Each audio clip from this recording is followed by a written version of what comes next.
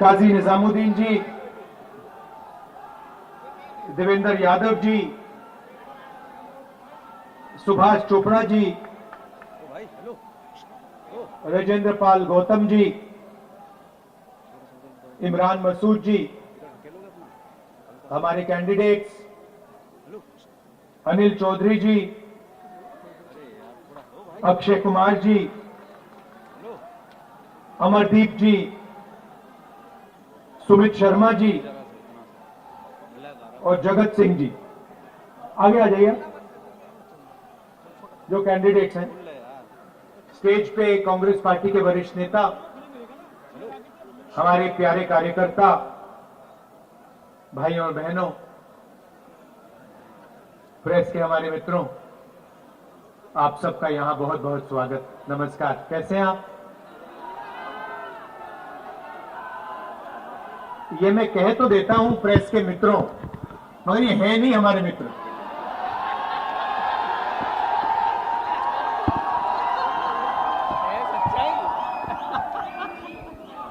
ये जो जनता की समस्याएं हैं, महंगाई, बेरोजगारी, पोल्यूशन, इंफ्रास्ट्रक्चर, इनके बारे में तो ये बोलते ही नहीं है। अंबानी जी की शादी दिखाते हैं, उसमें मोदी जी भी जाते हैं, ये भी जाके डांस करते हैं। 8-10 करोड़ रुपए की घड़ी होती है। देश में युवाओं को रोजगार नहीं है। दिल्ली में सांस नहीं ली जाती।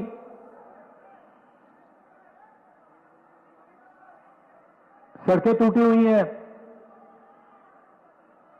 मगर मीडिया वाले सिर्फ मोदी जी का चेहरा दिखाते हैं, अंबानी जी की शादी दिखाते हैं, अदानी जी के एयरपोर्ट दिखाते हैं। लड़ाई विचारधारा की है और एक तरफ नफरत फैलाने वाले लोग, बीजेपी आरएसएस के लोग, और दूसरी तरफ कांग्रेस पार्टी, हमारी विचारधारा। और इसको समझाने का सबसे आसान तरीका नफरत के बाजार में मोहब्बत की दुकान खोलनी है। और कुछ कहने की जरूरत ही नहीं होती।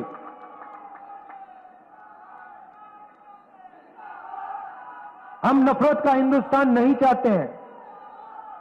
हम डर का, हिंसा का, नफरत का हिंदुस्तान नहीं चाहते हैं। हमें मोहब्बत की दुकान चाहिए। और दूसरी तरफ आरएसएस, बीजेपी, जो भाई को भाई से लड़ाती हैं, एक धर्म को दूसरे धर्म से, एक जात को दूसरी जात से, और बीच में केजरीवाल जी जो भी मन में आता है कह देते हैं। पहले आए थे, छोटी सी गाड़ी थी, कहा था नए तरीके की राजनीति करूंगा। इलेक्ट्रिक पोल पर चढ़ गए थे, याद होगा आपको, याद है कि दिल्ली को बदल देंगे।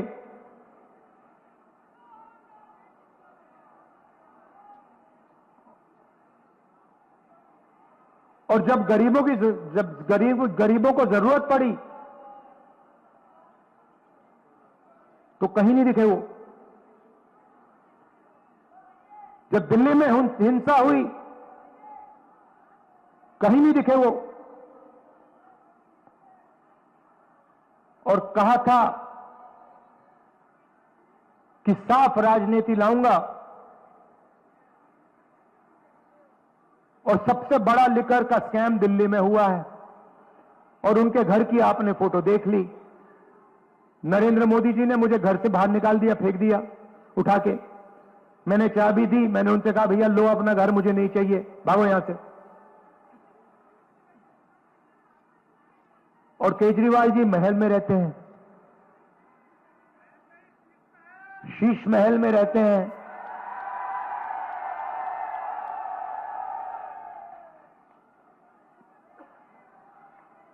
तो यह सच्चाई है। और लड़ाई किस बात की है? लड़ाई संविधान की है, अंबेडकर जी की संविधान की, गरीबों के संविधान की। बीजेपी ने साफ कहा 400 पार और हम संविधान को बदल देंगे। उनके नेताओं ने कहा कि संविधान को हम बदलेंगे। कुछ दिन पहले मोहन भागवत जी कहते हैं 15 अगस्त को सच्ची आजादी हिंदुस्तान को नहीं मिली थी, आजादी तो नरेंद्र मोदी जी के आने के बाद हिंदुस्तान को मिली है। इसका मतलब मोहन भागवत जी ने इसका अपमान किया, कॉन्स्टिट्यूशन का अपमान किया, अंबेडकर जी का अपमान किया। अगर 15 अगस्त 1947 में आजादी नहीं मिली तो इसका क्या मतलब है? आजादी का फल हमारा संविधान है और बीजेपी के नेता कह रहे हैं कि हमें आजादी नहीं मिली। आजादी तो हमें मोदी जी के आने के बाद जब राम मंदिर का उद्घाटन हुआ है तब मिली है। और राम मंदिर के उद्घाटन में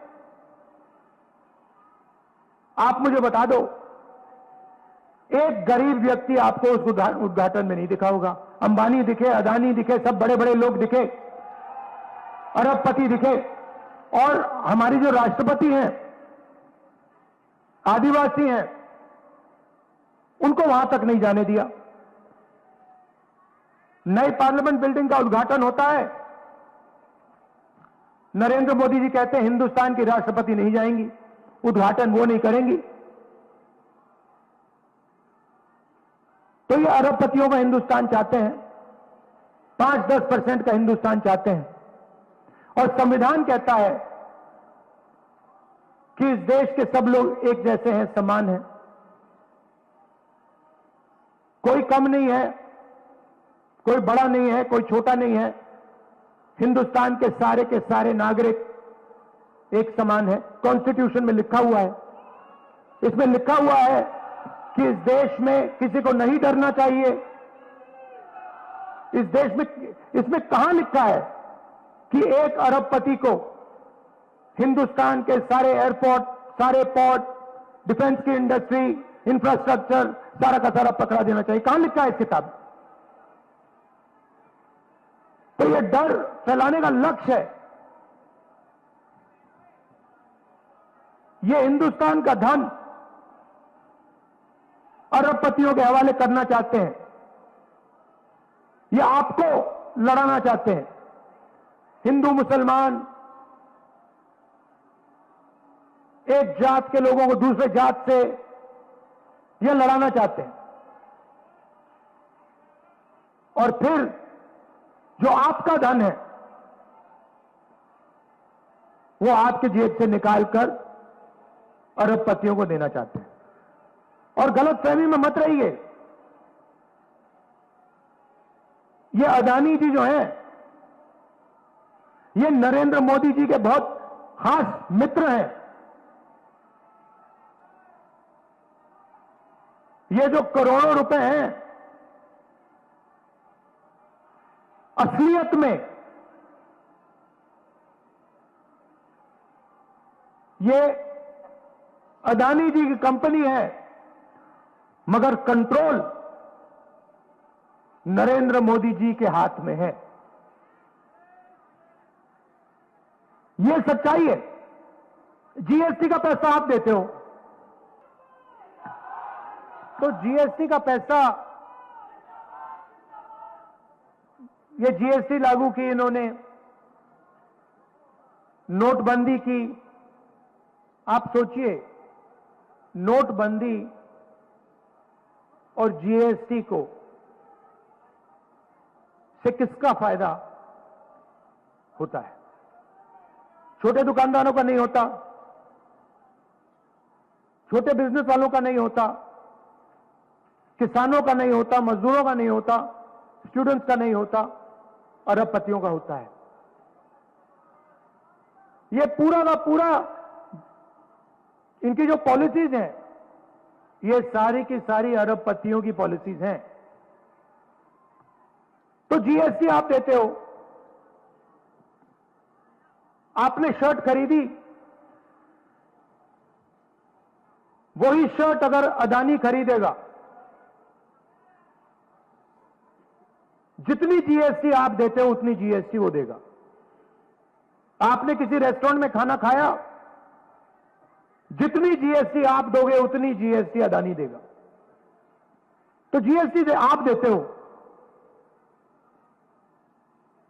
आप अपने बच्चों को प्राइवेट कॉलेज यूनिवर्सिटी में भेजते हो, लाखों रुपए लग जाते हैं, बैंक लोन लेना पड़ता है,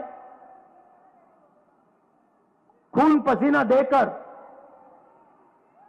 आप प्राइवेट यूनिवर्सिटी में, कॉलेजेस में अपने बच्चों को भेजते हो, बीमार होते हो,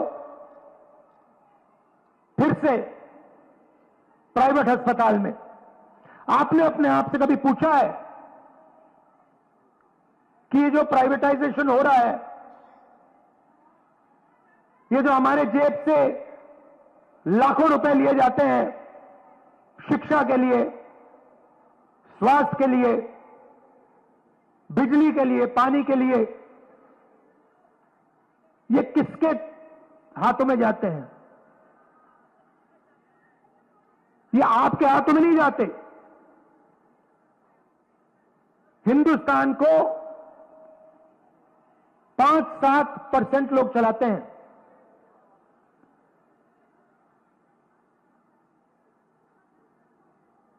हिंदुस्तान में 50% पिछड़ा वर्ग है, 15% दलित है,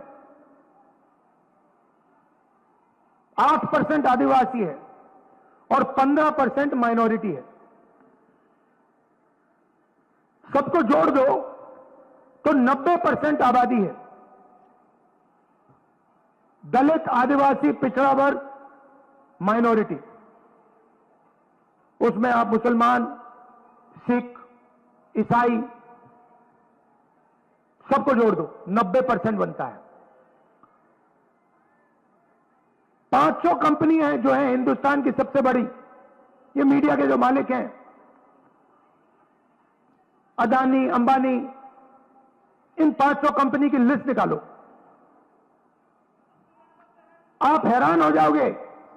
मालिकों की लिस्ट में आपको एक पिछड़े वर्ग का, एक दलित, एक आदिवासी, एक माइनॉरिटी नहीं मिल सकता, कहीं नहीं।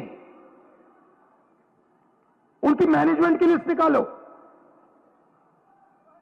जिनकी 90% आबादी है, उनका आपको एक आदमी नहीं मिलेगा सीनियर मैनेजमेंट में। मुझे दिखा दो, नाम बता दो, अदानी की कंपनी में दलित व्यक्ति का नाम बता दो जो मैनेजमेंट में है, जो चला रहा है कंपनी को। करोड़ों रुपए की सैलरी है। आपसे कहते हैं कि भैया आप लोगों को बच्चों को कॉलेज यूनिवर्सिटी भेजना चाहिए, बड़ा सपना दिखाते हैं। आप लाखों रुपए कॉलेजेस में डाल देते हो, सपना देखते हो कि भैया हमारा बच्चा इंजीनियर बनेगा, डॉक्टर बनेगा, आईआईटी में चला जाएगा, आईआईएम में चला जाएगा। मगर आप सर्टिफिकेशन के लिए, ठप्पे के लिए अपने बच्चों को स्कूल, यूनिवर्सिटी, कॉलेज नहीं भेजते हो। आप इसलिए भेजते हो क्योंकि आप सोचते हो कि अगर हमने बच्चों को शिक्षा दे दी, इंजीनियर बना दिया, डॉक्टर बना दिया, तो उन्हें रोजगार मिलेगा। और देश की सच्चाई है कि आपको जो भी करना है कर लो, लाखों रुपए डाल दो, बच्चों को मेडिकल इंजीनियर जो भी बनाना बना दो, मगर आज के हिंदुस्तान में आपके बच्चों को रोजगार नहीं मिल सकता है। तो सपना आपको देते हैं, आपकी मेहनत का पैसा प्राइवेट यूनिवर्सिटी में जाता है, कॉलेजेस में जाता है। प्राइवेट कॉलेजेस यूनिवर्सिटी को आप लोग नहीं चलाते, उनके मालिकों की लिस्ट में आप जैसा आपके नाम का कोई है ही नहीं।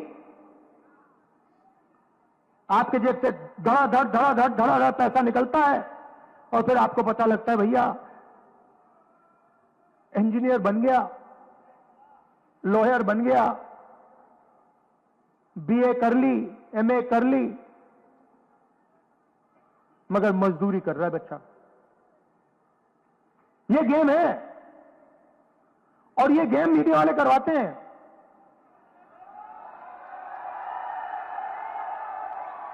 एक तरफ मोदी जी का चेहरा दिखाएंगे, देखो ध्यान भड़काने का काम है, ध्यान भड़काने का काम है। कभी आपको अमिताभ बच्चन दिखाएंगे, कभी आपको अमिताभ बच्चन, फिर कभी अंबानी की शादी, फिर कभी कहेंगे भैया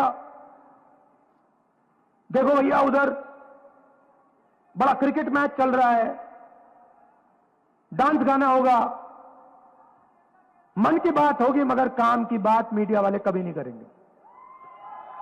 काम की बात क्या है? काम की बात क्या है? काम की बात यह है कि भैया हमें रोजगार क्यों नहीं मिल रहा, महंगाई क्यों बढ़ती जा रही है, हमारे जेब से पेट्रोल का पैसा अंबानी की जेब में क्यों जा रहा है। यह है काम की बात। अदानी को सारे के सारे एयरपोर्ट क्यों मिल रहे हैं, अग्निवीर क्यों हुआ,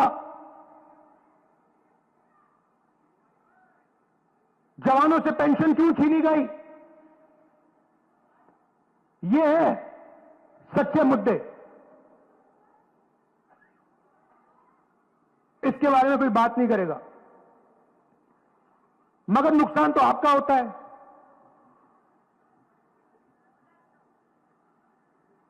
दुख तो आपको होता है,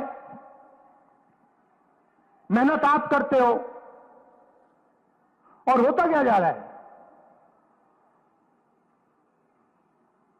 अरबपतियों का हिंदुस्तान बन रहा है। 100-200 लोग हैं, उनका नाम आप जानते हो, अदानी, अंबानी, बिरला, टाटा।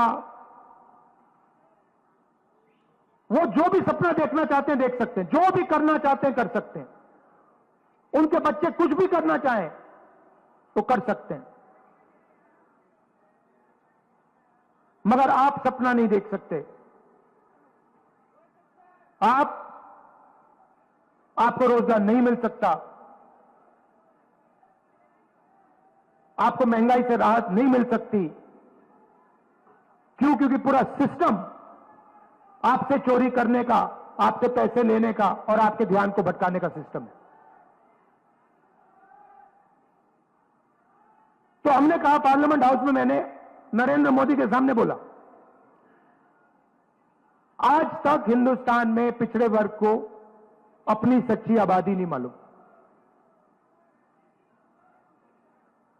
मैंने नरेंद्र मोदी जी से बोला, एक काम करिए, पूरे देश में जाति जनगणना करवाइए कि पता लग जाए कि किसकी कितनी आबादी है और किसकी कितनी भागीदारी है। नरेंद्र मोदी ने एक शब्द नहीं बोला। जुडिशरी में 90% के कोई लोग नहीं है, प्राइवेट अस्पताल आपके हाथों में नहीं, प्राइवेट कंपनियां आपके हाथों में नहीं, प्राइवेट यूनिवर्सिटी कॉलेजेस आपके हाथ में नहीं। पहले आपको रोजगार मिलता था, पब्लिक सेक्टर में मिलता था, वो सारा का सारा उठा के बेच दिया। पहले आप सेना में जा सकते थे, अब कहते नहीं भैया सिर्फ 4 साल रहोगे, उसके बाद ना आपको पेंशन मिलेगी ना शहीद का दर्जा मिलेगा। यह फर्क है कांग्रेस पार्टी और उनमें। मैंने तो सीधा मोदी जी से कहा है कि देखो भैया, आप करो ना करो, हमारी सरकार आएगी, जहां भी आएगी, वहां पर हम जाति जनगणना का काम एकदम शुरू कर देंगे और हम पता लगाएंगे कौन सी संस्था में कौन कौन लोग हैं इस देश में, किसकी कितनी भागीदारी है और बदलाव लाएंगे। हमने ये भी बोला कि जो 50% रिजर्वेशन की दीवार बना रखी है कि रिजर्वेशन 50% से ज्यादा नहीं हो सकता, इस दीवार को हम उठा तोड़कर फेंक देंगे और दोनों चीज हम लोकसभा में, राज्यसभा में पास करवा के दिखाएंगे और यहां दिल्ली में हमारी सरकार आएगी तो हम जाति जनगणना करेंगे।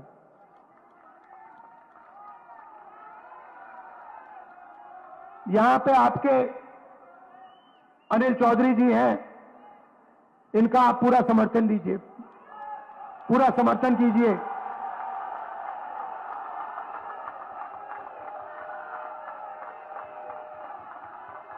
यहां पहले सिसोदिया जी कैंडिडेट थे ना, सिसोदिया जी से, तो सिसोदिया जी यहां पहले कैंडिडेट थे जो लिकर स्कैम के आर्किटेक्ट हैं केजरीवाल जी के साथ, जिन्होंने मतलब पूरा भ्रष्टाचार यहां किया, तो यहां से भाग के चले गए, डर के मारे भाग के चले गए। अच्छी बात है, आप अनिल को भारी बहुमत से जिताइए और याद रखिए, देखिए सबसे जरूरी चीज हिंदुस्तान के भविष्य के लिए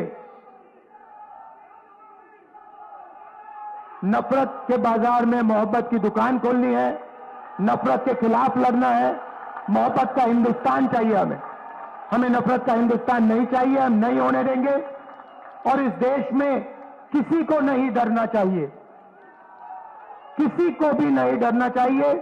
ये हम सबका देश है, ये मोहब्बत का देश है, ये भाईचारे का देश है, ये एकता का देश है और इसके लिए और संविधान के लिए हम लड़ते रहेंगे और हमारी जीत होगी। आप सबका बहुत बहुत धन्यवाद, दिल से धन्यवाद। नमस्कार, जय हिंद।